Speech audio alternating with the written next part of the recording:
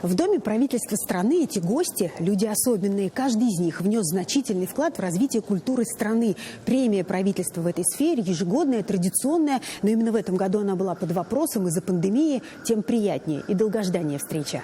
Крепкие рукопожатия и возможность обняться пока исключены. Гости церемонии и журналисты, приглашенные на мероприятие, накануне в обязательном порядке сдавали тесты на ковид.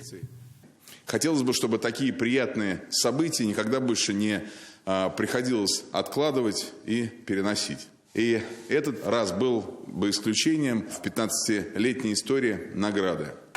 В числе награжденных премий правительства за вклад в развитие культуры страны известные лица. Актеры, режиссеры, общественные деятели, писатели. В их числе Сергей Михалков за фильм «Движение вверх», Гузель Яхина за свои произведения, актер Владимир Машков и другие известные деятели культуры за свои творческие проекты. В числе лауреатов премии и татарстанцы. За проект музеификации Волжского историко-археологического комплекса и острова града Свияжска.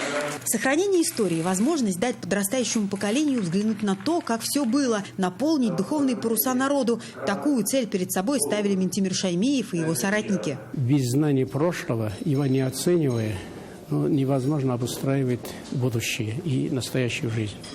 Почему, я вам должен сказать, успехи республики, мы этому радуемся, и они очень заметные. И не только мы сами замечаем, что нас, значит, импонирует нам, что уже в российском обществе, да, уже нас видно. Почему? Потому что есть результаты.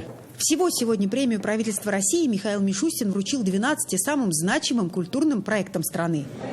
Дина Газалиева, Матвей Шинкаренко, Александр Ярошов, ТНВ, Москва.